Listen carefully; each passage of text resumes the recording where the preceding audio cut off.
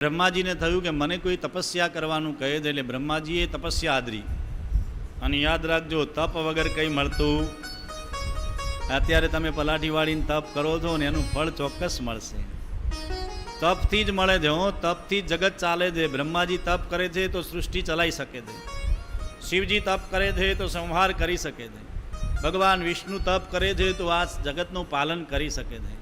તપ વગર, ધર્મ વગર કંઈ નથી. તપ વગર કોઈને કંઈ મળતું. સોનાને સારું આભૂષણ બનવું હોય તો કેટલું તપવું પડે.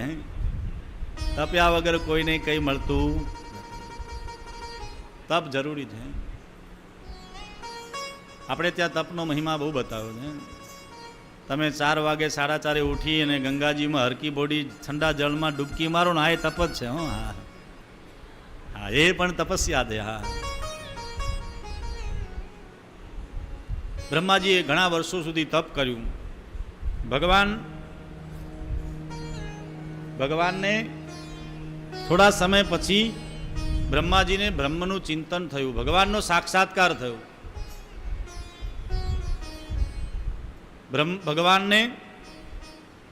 ભગવાન નારાયણે બ્રહ્માજીને દર્શન આપ્યા. બ્રહ્માજીએ પ્રણામ કર્યા. પ્રભુ આજ્ઞા. કહ્યું કે બ્રહ્માજી તમે સૃષ્ટિની રચના કરો. બ્રહ્માજી કહે છે મહારાજ, ભગવાન આટલી બધી સૃષ્ટિની રચના કરવી તો કદાચ મને અભિમાન આવી જાય તો. અત્યારે અભિમાન આવતા વાર લાગતું નથી. થોડું પદ મળે, થોડી ગાદી મળે, થોડા રૂપિયા મળે એટલે માણસ તરત છકી જાય. ભગવાન નારાયણને બ્રહ્માજી વિનંતી કરે છે, પ્રભુ હું આટલું મોટું બ્રહ્માંડ રચવા જઈ રહ્યો છું અને રચના કર્યા પછી મને જો અભિમાન આવે તો. ત્યારે ભગવાન કહે છે, હે બ્રહ્માજી સાંભળો, હું તમને ચતુશ્લોકી ભાગવત સંભળાવું, જે મારું રહસ્ય બતાવું, અને એ રહસ્યથી તમને ક્યારે અભિમાન નહીં આવે. તમને સદા મારો અનુભવ રહેશે, મારી કૃપા રહેશે, એટલે અભિમાન નહીં આવે. અને યાદ રાખજો, ભગવાનની કૃપા સાથે રાખશો તો ક્યારે અભિમાન આવશે?